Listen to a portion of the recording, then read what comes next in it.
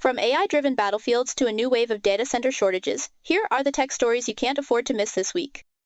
The Pentagon's Pentagon AI expansion is now live. The U.S. Department of Defense has signed a joint contract with OpenAI, Google, Microsoft, Amazon, Nvidia, xAI, and Reflection to run trusted AI on classified IL-6, IL-7 networks.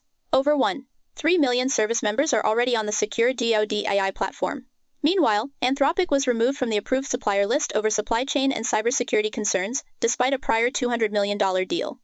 Microsoft unveiled Legal Agent, an AI-powered assistant embedded in Word that drafts contracts, tracks negotiation history, and flags risky clauses. The feature draws on engineers from the former Robin AI team. A fresh agreement with OpenAI gives Microsoft free access to core models through 2032, a 20% revenue share, and drops the exclusive AGI clause. The new default agent mode will automate multi-step tasks across Microsoft 365.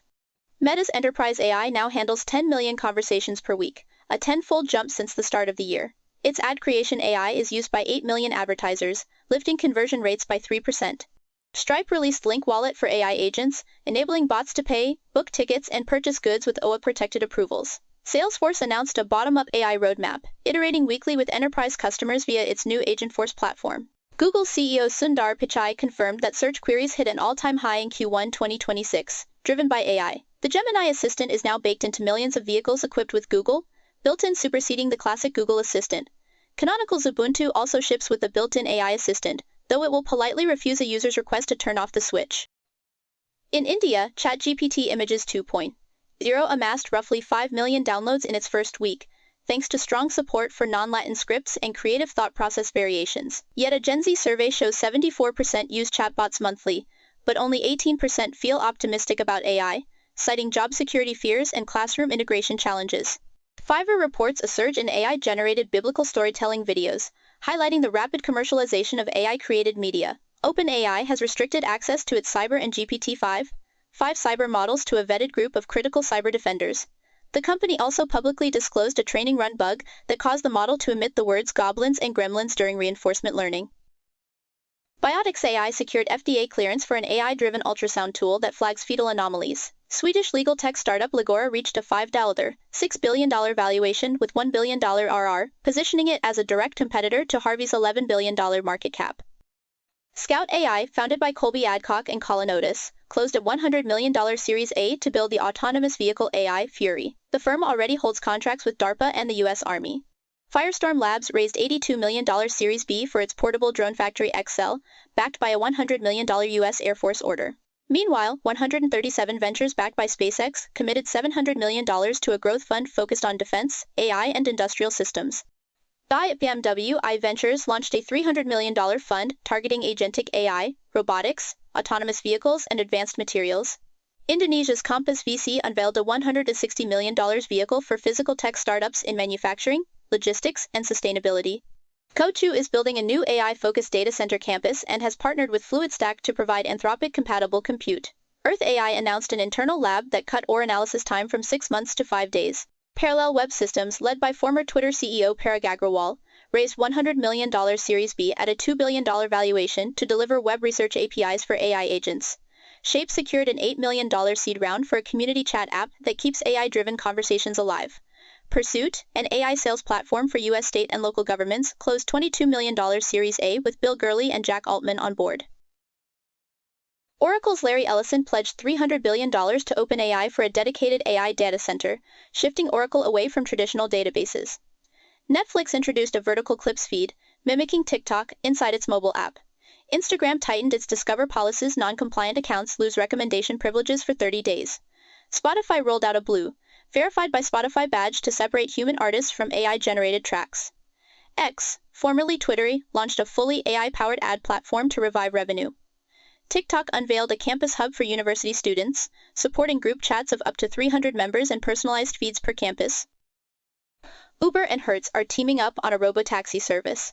Hertz's new Oro mobility team will clean, charge, and maintain a fleet of Lucid Gravity and Neuro vehicles, with a public launch slated for late 2026 in the San Francisco Bay Area. Rivian trimmed its DOE loan to $4.5 billion and raised Georgia plant capacity to 300,000 vehicles per year. Uber placed an order for 10,000 R2 robotaxis, with an option for an additional 40,000 units.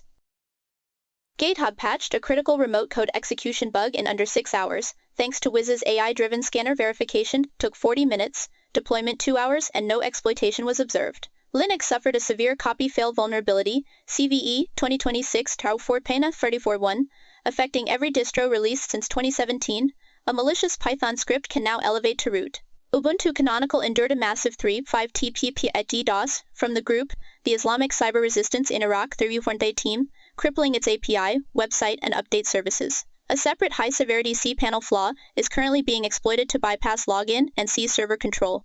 Sri Lanka's finance ministry reported an additional 625 tallies loss after a $2.5 million hack. OpenAI partnered with Yubico to ship a hardware security key for high-risk ChatGPT accounts, adding a physical factor to protect against credential theft.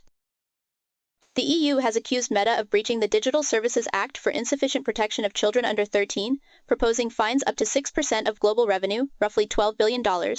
In the United States, a federal judge dismissed Apple's request to halt its App Store fee changes, sending the case to the Supreme Court. China froze new robotaxi licenses after Baidu's Apollo Go stalled in Wuhan, causing traffic chaos.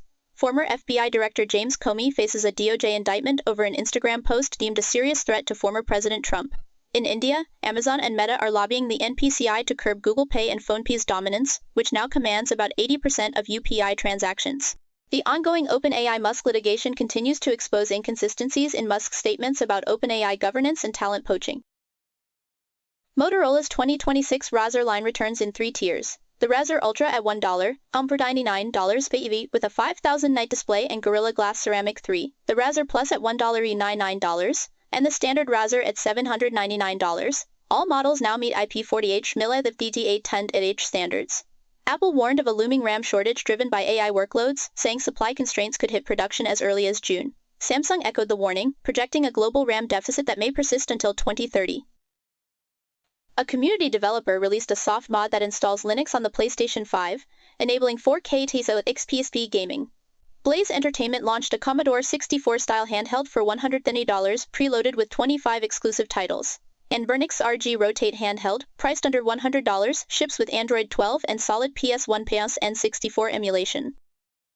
Dyson Spot Plus Scrub Robot now uses AI to navigate obstacles, though cleaning performance suffers due to a third-party motor and LiDAR. Aura added hormone tracking for contraception to its Cycle Insights, rolling out globally on 6th of May. X20 block third-party firmware upgrades on its X3, X4 e-readers. Amazon extended its price history feature to 365 days on the app and its AI assistant Rufus. The smart glasses market still lacks a killer app. Persistent issues include battery life, privacy concerns, compatibility, and high repair costs. Former Apple engineer Mark Drummond, now independent, says the Vision Pro headset isn't ready for narrative AR experiences and predicts the iPhone will become the primary AR platform. Stay ahead of the curve with SmartStart. Subscribe, hit the bell, and let us know which story you want us to dive deeper into next week.